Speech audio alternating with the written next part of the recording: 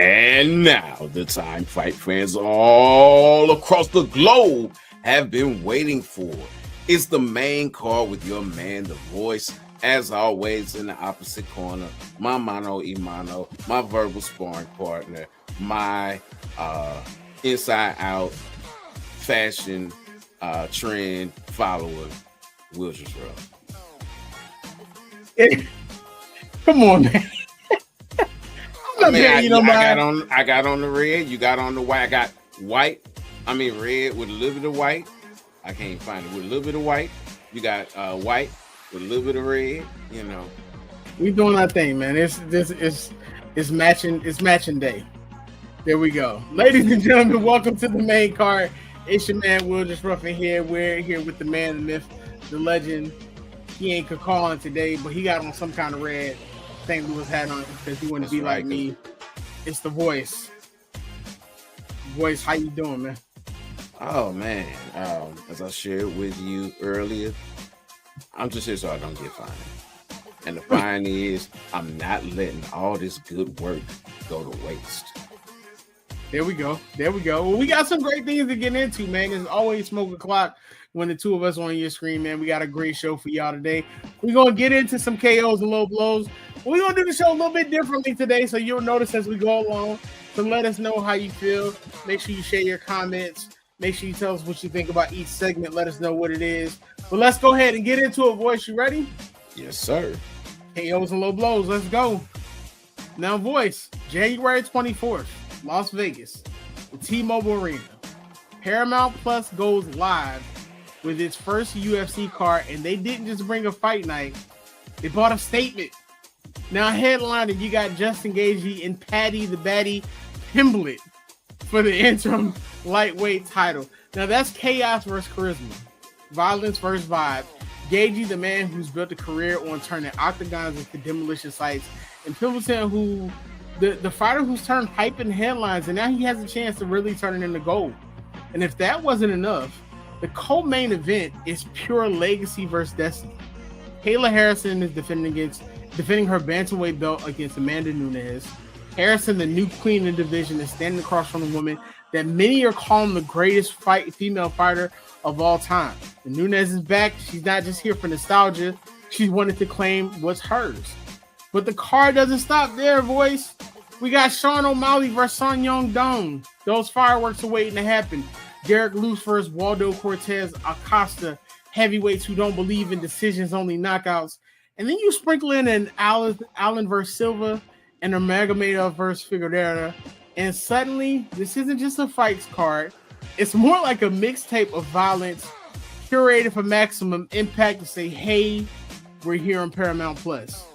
Now, Voice, this is UFC planting its flag on Paramount Plus, saying if you thought the ESPN era was big, wait until you see what's next. So, UFC 324, Voice, when you first heard about it, what were your thoughts? And how big of a statement is this card? My first thoughts were Paddy and Gaethje at the top. Like, it's not a title fight. And then I found out it was for the interim title. I was like, oh, okay. Well, that makes sense, especially seeing as soon before or just after the announcement was made, the champ, Topuria, said, look, I'm not fighting in the first quarter of the year. I got things I need to get to. Things going through a messy divorce right now. It's like I need to be with my kids. You know, I need to focus. So, you know, good on him for doing that. But an interim title fight when you have, like you stated, the GOAT or the GOATs, the one who really put that term on the map, or let me not say put it on the map, but took that title from Sideboard, and I really don't see anybody, you know, take it, or I should say, it's going to be hard for someone to take it from her. Even if Kayla wins, it's going to be hard for someone to take that GOAT title away from Amanda Nunes, a lady who stepped out and was like, look, I beat everybody. There's nothing to do. I'm going to chill for a minute. Now she's coming back to face the woman who ran her out of her gym. Let's be real. They were training at ATT together. when Kayla started coming up, even though she was fighting for the PFL, even though she was fighting 2 weight classes or 1, depending on which title you're talking about, ahead of Amanda, she could see the writing on the wall, and she knew that this day was coming. That's the fight. And I've heard some people talk about the fact that it's a disgrace that this is the co-main event. I won't say it's a disgrace. It makes sense to me that this would be a headlining fight. As a matter of fact, this is probably the first time in forever that Amanda has been on a card and not been the headline. So that says, a lot. When Ronda came back, they headlined and said absolutely nothing about Amanda for Amanda to go in and blow her out and send her off into oblivion. So it's interesting that that's a co-main and not the main. Mm-hmm. Who knows? Maybe as time goes on, there'll be a little pressure. They'll say, you know what? We probably should flip it around, make it the other way. I don't know, but this card is phenomenal. And not only is this card phenomenal, they are coming right back with another now PLE, because that's what it is, since there's no more pay-per-view, with another PLE the following week, headlined by a rematch between Volkanovski and Diego Lopez. A fight that, Volkanovski won pretty clearly the first go around. It's not like Lerone Murphy isn't out there. It's not like Movsar Evloev is not out there. Although there's been some interesting back and forth between those two recently, with Lerone saying, look, this dude keeps talking greasy, so I'm going to show how I knocked him out in training, which is the craziest thing in the world. Joe, talk about what happens in the gym. What happens in the gym happens in sparring, supposed to stay in sparring. But he's like, look, he talking too much, so since you talking, I'm talking. So I guess it's fair game. Either way it goes, it was looked at by most fans like one of those two people would be up next, but nope. We have this rematch with Diego Lopez, probably because they feel like it's more marketable and they want to make as big a statement as possible as they are entering this new platform. I'm all for it. I can't wait to be seated in Fight Central watching these events take place. It definitely created a lot of buzz. And I got to ask before we move on, and you said it, they're looking to make a big statement. Does this give you a different, with what they're leading in with, does this give you a completely different feel that UFC is going into a completely different era in comparison to ESPN? Or do you feel like it's just more of like the consistent same type of bouts that most people are seeing? Because I've seen some of the comments saying like, oh, they're going really big, it's new money here. And then other people saying, oh, it's just a little bit more of the same. It's a combination of both. So whenever the UFC goes onto a new platform, they pull out all the stops. So that is nothing new. The fact that we're getting, these nice big fights back to back, again, it's nice, but it's more of the same. Have we seen, like fight cards stacked like this in a while? No, but we've seen them before. Do I expect that fight cards are going to stay stacked like this? No.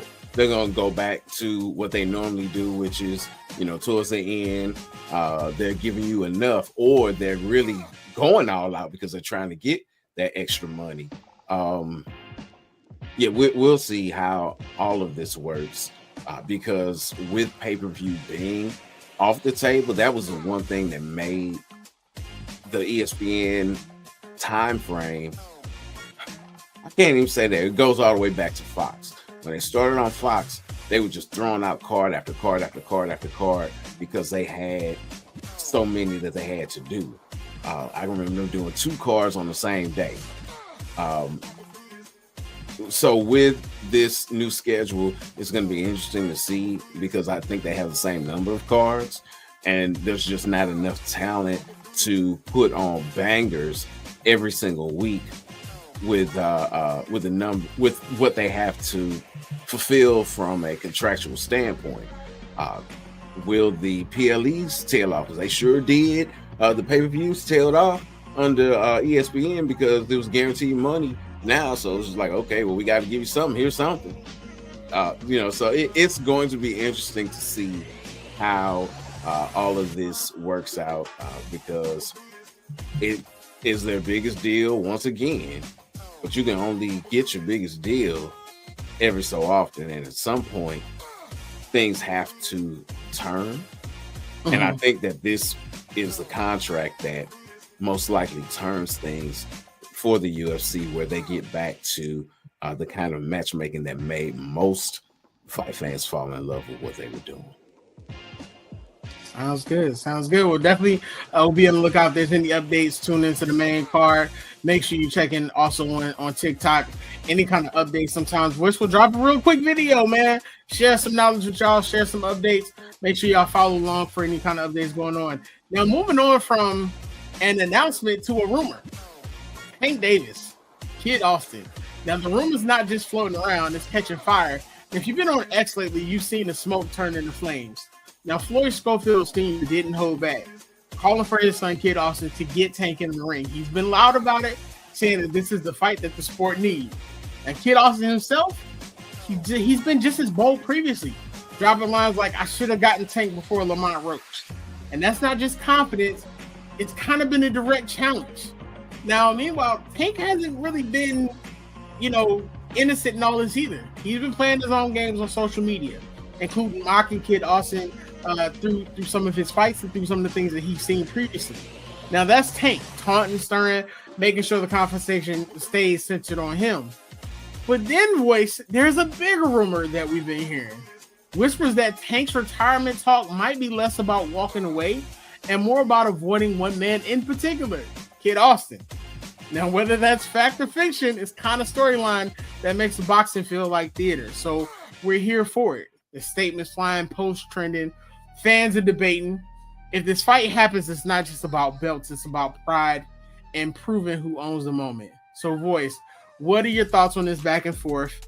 And is it just noise, or could we see this bout happen? Anything's possible. As to whether or not it's noise or the prelude of something to come remains to be seen. The fact that, and as we were talking off air before the show got started, the fact that Tank hasn't come out and said cap, because he's real good for doing that when something is not what he believes that it is to be, or is not as it is, like cap, and calling people a whole bunch of names that I'm not going to repeat because I love the Lord.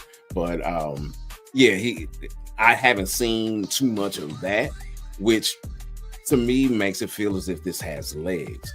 I think that the whole retirement talk may have gotten pushed back a little bit because the Jake fight fell through. Had that happened, then there really would be no reason for him to fight. Not that he hasn't made money, not that he doesn't have things in place, but all these lawsuits you keep racking up, it kind of makes you need to get back in there and do something to recoup that money. Whether he can or will, though, that's really the question. He was supposed to be fighting at like 160 pounds, and he definitely has not been training. For you to now work your way back down to the 135 range, that's going to take some discipline that you definitely have not been employing. Mr. I'm in the strip club a week before my fight. It's like just craziness. So anything's possible. And that's one thing that is shorter than the life of a goldfish is a fighter's retirement. Fighters' memories of saying that they were going to retire is shorter than the life of a goldfish. So, we'll see what happens. Is it interesting conversation? Yeah, that's why we're talking about it now. But until we see that contracts have been signed. Until press conferences happen, until they walk into the squared circle, it's just talk. Yeah, I think over time Tank's credibility with a lot of people has kind of slid down, and even with this Jake Paul cancellation recently, it's done even more. He hasn't really said much, so it'll be interesting to see. But Kid also said that he's ready, so we'll definitely have any updates also here. Make sure that you keep a lookout on the main card, KOs and low blows, when we provide you any kind of updates or if we get any kind of signed contract. So I'm sure Lamont Roach has something else that he wants to say about this also. We're going to take a quick... Go ahead. Hold on. He's going to say something when the press conferences come up within a couple of weeks well, not a couple of weeks. This fight is next week. So that he's going to say something about that. Kid Austin and his father are great storytellers, wonderful storytellers. And to say that Tank was looking to retire because he's trying to avoid Kid Austin is such a wonderful, wonderful story to tell. Definitely. Hey, whatever gets them talking. Definitely keep tuned for that. We're going to take a quick break. When we come back, man, we're going to get into some Survivor Series talk. We'll be right back. The main card.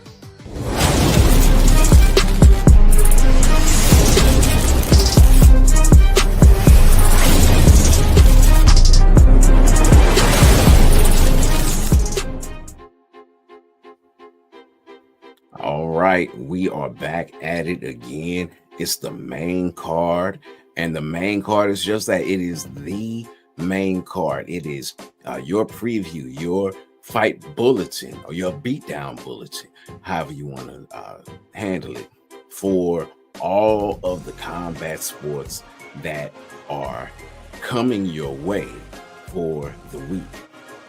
This week, the combat sports that are dominating the headlines happen to be the pro wrestling media. So that's how we're going. That's what we are discussing.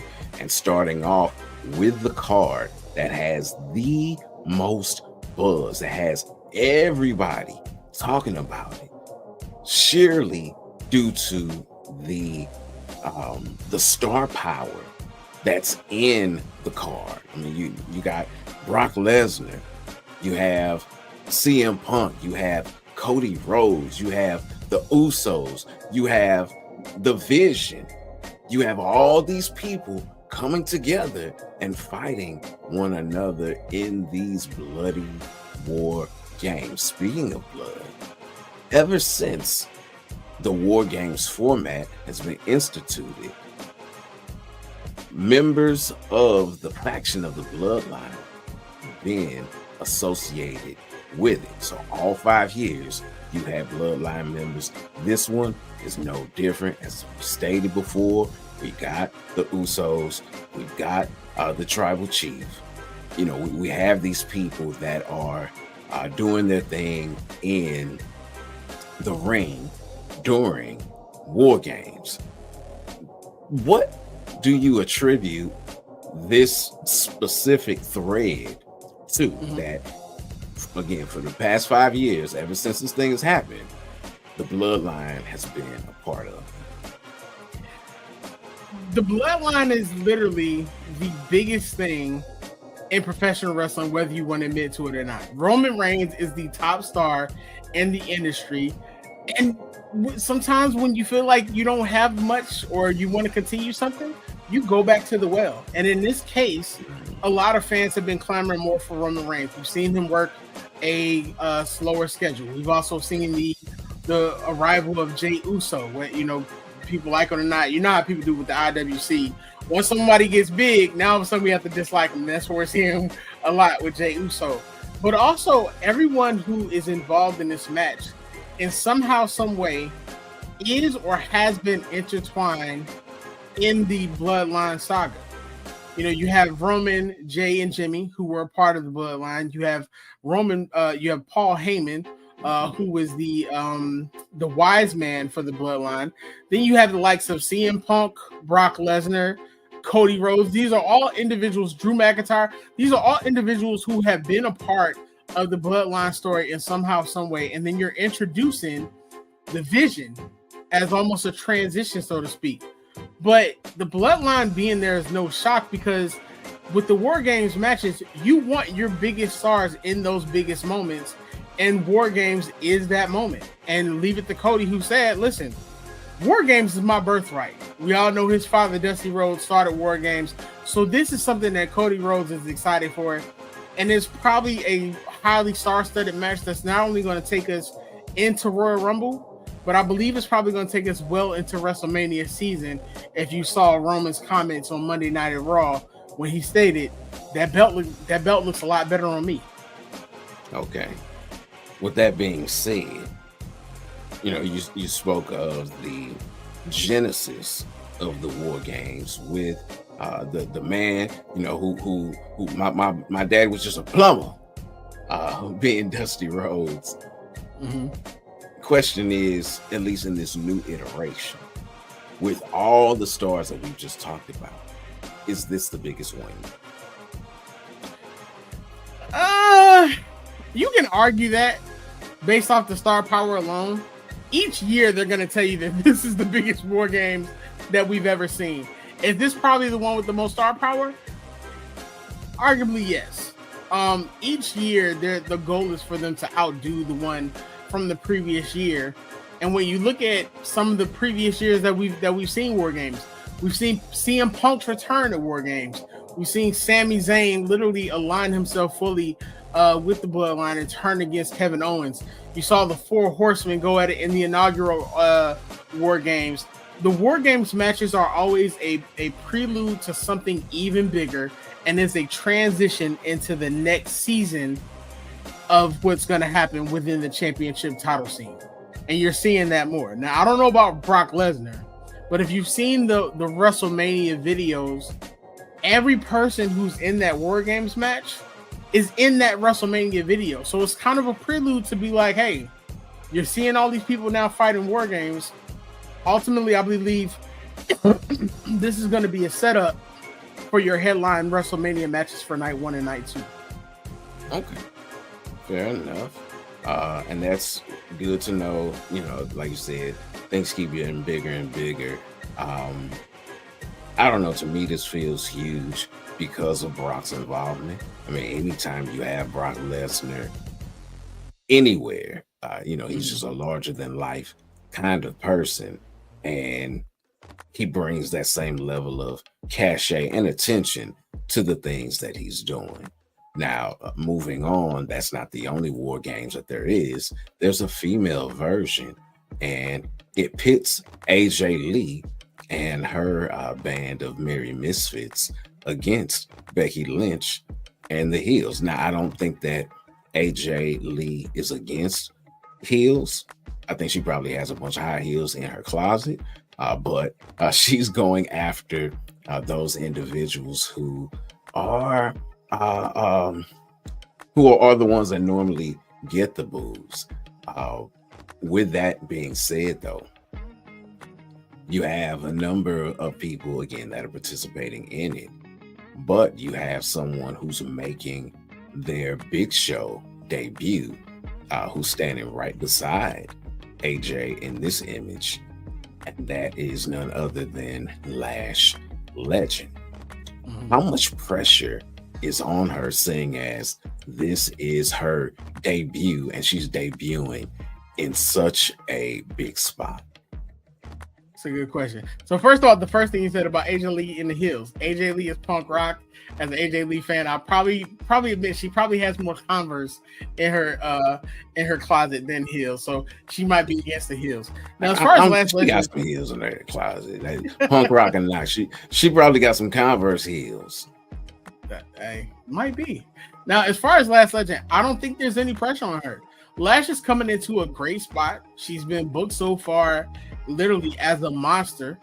We've seen her do everything from choke out Alexa Bliss to lay out Rhea Ripley, which is huge because that tells you how important Lash Legend is. If you're not familiar with Lash Legend, she's been an NXT superstar for the past 2-3 years. Actually, shout out to her.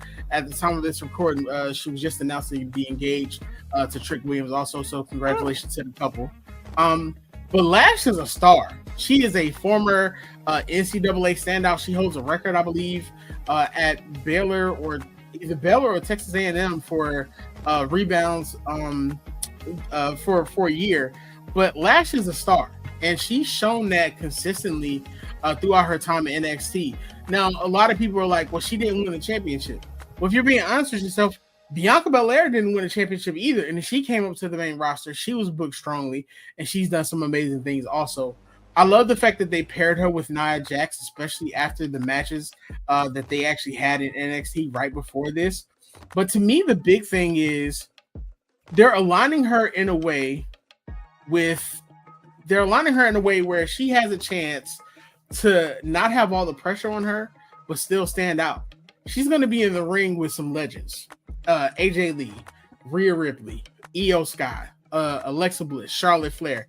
She's going to have a chance to really make her mark in this women's match.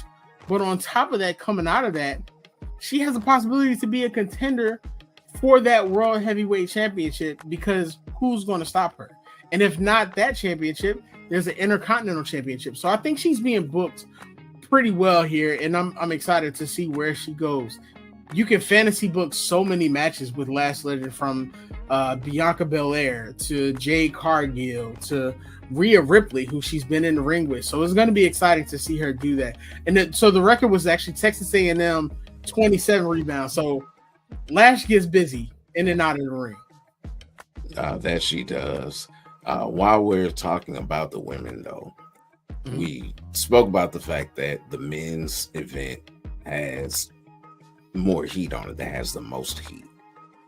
Why is it that this one seems to be falling a little short when it comes to the level of excitement? I mean, because you talked about it. You have not just Lash Legend making her return, but you got AJ and Becky and that rivalry. You have the great Charlotte Flair.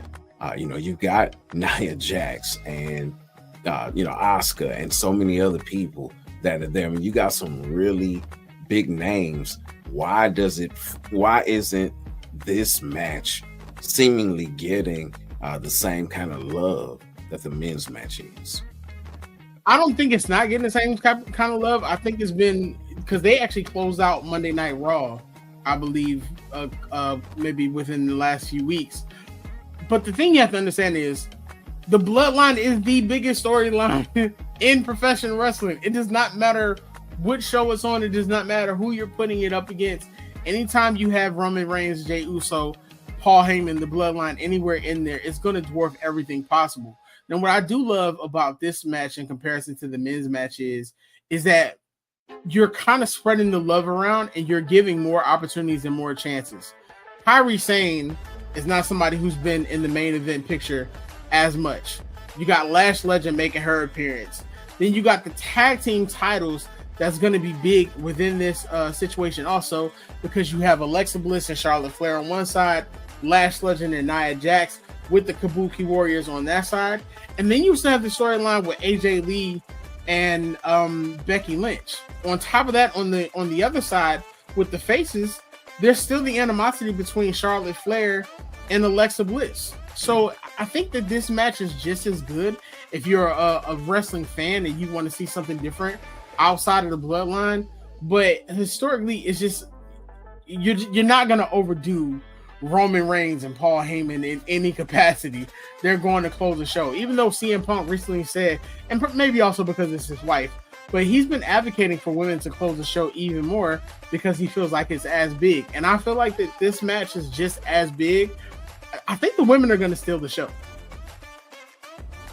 All right. Well, that's a very bold prediction when especially the match, at least again from my very, very casual outside view, that seems to be stealing the show is the next bout that we're going to talk about, which is that title match between John Cena and Dominic Mysterio. Not only are they getting together again as John took the title off of Dom. Now they're doing it in the 619. I mean, you're doing it in Dom City. Cena is not going to be around but a month more at most. Seems as if they're setting things up to put the title back on Dom again. Now, granted, most times when it's a big match and it's at home, the hometown person does not get the win. But it just seems like they're setting this up to be somewhat of a coordination. One question about this for you is,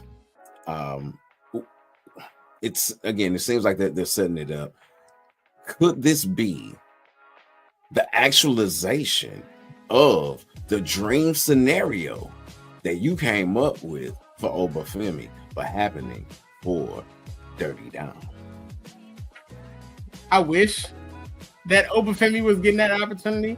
Unfortunately, not unfortunately, Obafemi just returned to NXT, and him and Ricky Saints have some unfinished business. So make sure you tune into NXT because that's going to be great also. But with this, it's kind of hard to read, and it's hard to read for a couple of different reasons.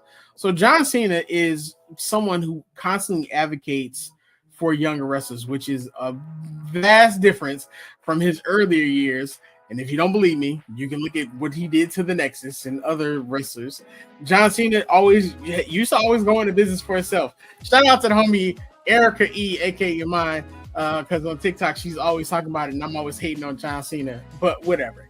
Anyway, it's hard to read because John Cena literally has lately been going out to make sure that he's making stars of yesteryears as if he's giving back.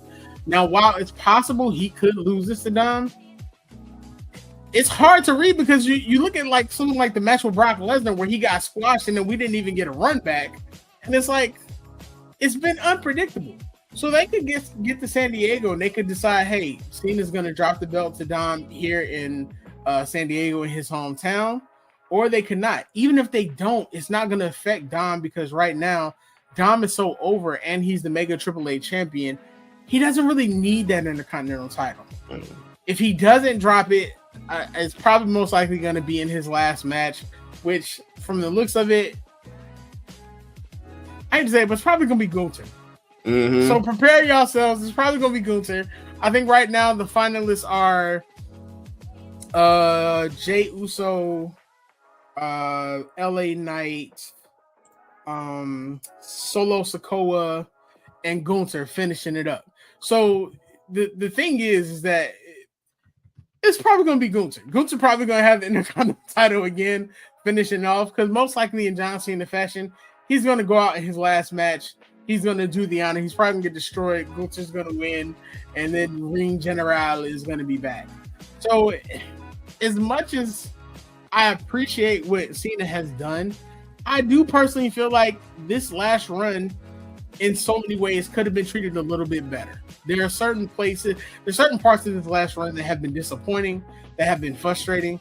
I do appreciate the fact that he was able to get his Intercontinental title this time around, but it's almost like he's a sitting duck with the Intercontinental title, and we know what's going to happen. So that's the only thing about it. John Cena is completely difficult to judge as far as his booking, because you can believe Cena's going to go over, he's going to Superman his way through a match, and he ends up getting squashed. So time will tell. Yeah, but he gets squashed, but he doesn't get pinned often, and that's something that for all of this, if you're really looking to put the new generation over, that would be the thing to do. I agree with you. It looks like they're gonna do Gunther all over because they really want to push him. I don't think that Solo would have gotten to the next round had it not been for the injury to Penta, and definitely. Okay, well, I definitely want to, because you got to remember, Solo beat John Cena soundly at WrestleMania. And as great as you get a chance to see Penta and John Cena in the ring, it wouldn't have went off just as well. But I'm in agreement with you. It would be a great moment to see Dom regain his Intercontinental title at at Survivor Series in his hometown because he's over. He has they're treating him like a mini Eddie Guerrero, even though everyone knows Eddie's my favorite. So let's curb that a little bit because he ain't Eddie yet. But it would be a great opportunity. They got the same hair and the same shtick. So does Joe Dirt from the movie Joe Dirt. That don't mean but he's not Mexican, so. But I like I said, it would be great. It's just the unpredictability of John Cena's booking with Triple H. You never know what's going to happen. So it's best to just ride this out. But I think we're probably going to see Gunther finish him off like a cheesecake in his final match. All right. Well, speaking of final matches, the final match that we will cover tonight, it's Legends versus the New Era. When Nikki Bella steps back into the ring in singles competition for championship for the first time since coming back to the squared circle. She will face off against the rising star who is Stephanie Vaquer. Now, in dealing with this match and in dealing with the breakout nature of things, some would think, or I should say, a lot of people kind of feel like, you said that that the breakout match will probably be the women's War Games. I kind of feel like this might be the breakout match. No. And not only do I feel that way, a number of people online feel like that too. Why do you feel that the women, or I should say, how could this be the breakout match? It won't. Okay, but how could it won't? I mean, you can say the question could be how could it be? Is it the only way it could be is if they decide to pull the trigger and let Nikki Bella go over. Other than that, there's really nothing here. I mean, it's great to see Nikki come back as a heel. It's great to see this happen, but many will tell you this just feels like a bump in the road for Stephanie Vaquer to go over until she has a new challenger after Survivor Series, because so many people are still out hurt. And I believe the challenger who's going to really give her the issue, who's probably going to take the belt off her, is probably going to be Liv Morgan. If it's not Liv Morgan, it'll probably be Rhea Ripley. But here, I really don't see it. I think it's going to be great for Nikki Bella, especially because Nikki Bella works great as a heel. But they really haven't had that much back and forth. They've been like friends, so to speak, for the last couple weeks until Nikki just decided to hit her with that forearm. But you can look at Stephanie's booking so far this year. She's been booked really strong.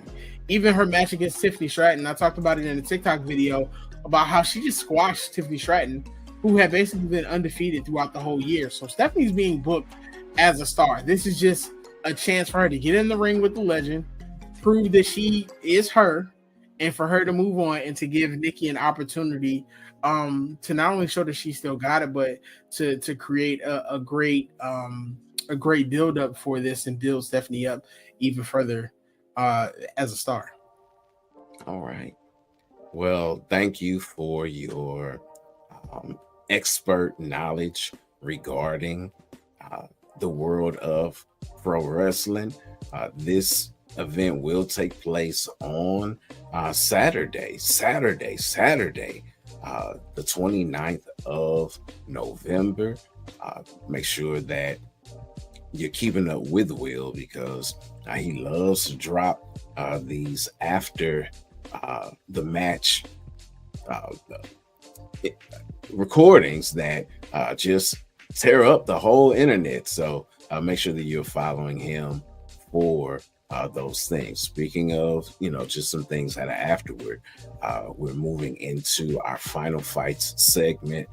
On my end, from a Final Fights perspective, you do have a boxing card going on in the UK this weekend, featuring Ben Whitaker, who wants to be the second coming of Prince Nassim Hamed. Style, yes. The power, that remains to be seen. He'll be taking on another Benjamin G, I'll say, because I'm not going to try to pronounce his name because I know I'm not going to do a good job with it. Another fight on that card, kind of like the women's War Games match, where you have Lash Legend debuting. You got Meatball Molly McCann, that's right, former UFC fighter, debuting in boxing against Ebony Cotton.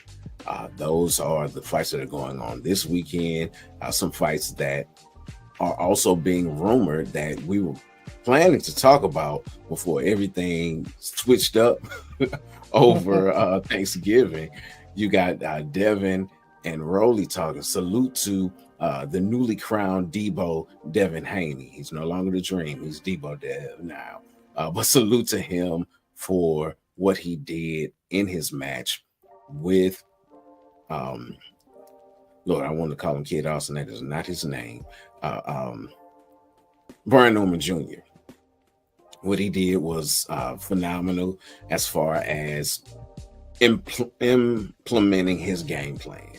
Was it always fun to watch? No. There were times where it was like, okay, dude, would you please throw a punch or two more?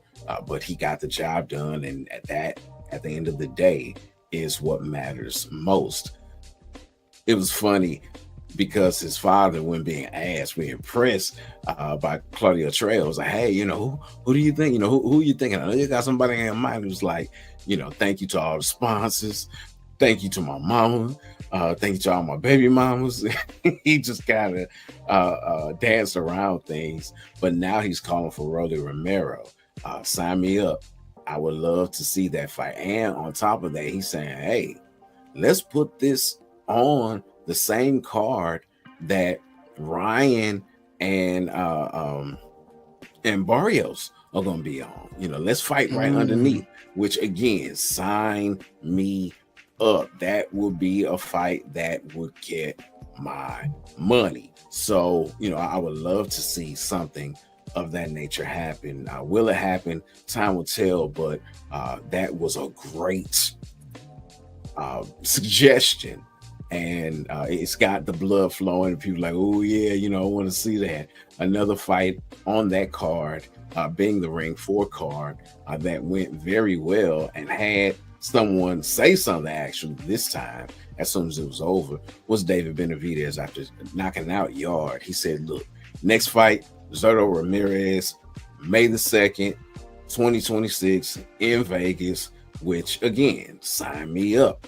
I love to see that. You have Benavidez going up yet another weight class to take on, a great Mexican. So you got two big Mexicans on Mexican, or I should say, on the Battle of Puebla Day, Cinco de Mayo weekend, which has been a boxing holiday, that as well as Mexican Independence Day. But Benavidez is trying to take the spot that is being vacated by Canelo and carry those 2 days as far as fighting is concerned. Speaking of, Canelo and just rivalries in general, we know that Canelo's talking about fighting Crawford again.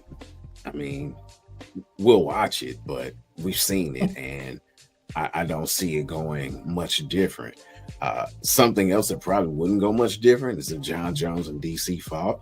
However, John was asked recently, he's like, hey, what about wrestling DC? He was like, yeah, I'll do that for charity. And DC went silent outside of saying, John, why are you over in Kyrgyzstan with with this guy who has this awful record, being Kadyrov? You shooting RPGs and not with your family on Thanksgiving, which is like, dude, you got a point there. Why are you all the way across the world and not with your family during Thanksgiving, especially seeing how much support your father and your brother could use in the loss of your big brother Art?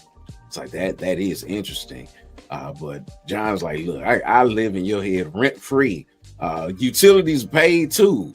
Just keep talking. Don't worry about what I'm doing over here. You worry about you. Don't worry about me. So this Thanksgiving, I am thankful for their rivalry because it does give us something to talk about in what could be somewhat slower times.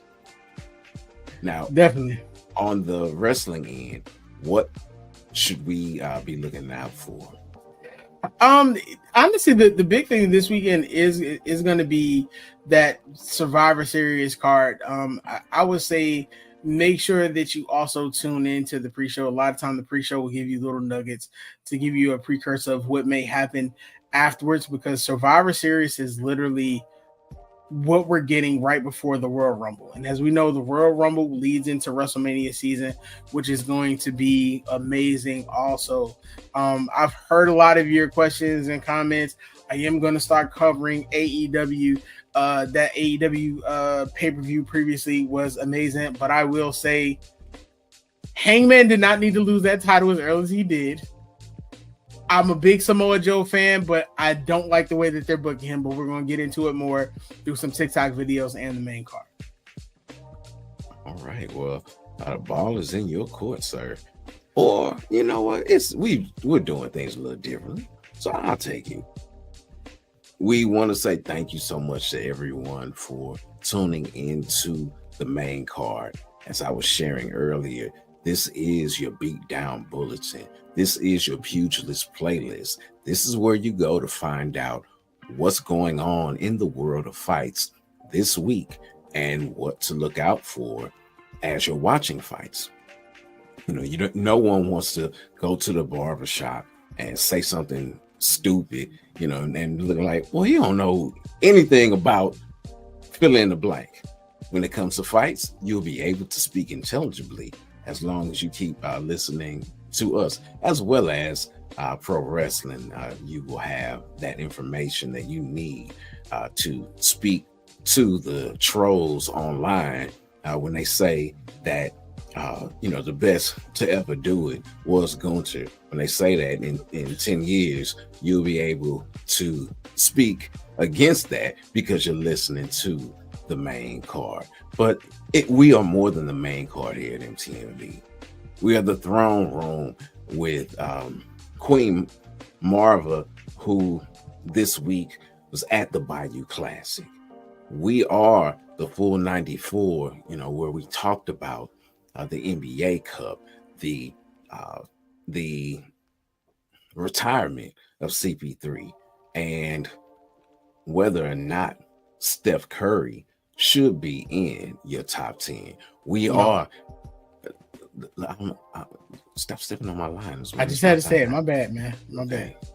We are not the same podcast. Salute to them who cover everything from sports to faith to music to Bible studies, the whole gamut, as well as our coverage of the WNBA through I was gonna say not the same. It's not the same. It's through Sports Talk with C, as well as through My Dream with the head honcho, Rick Sincere.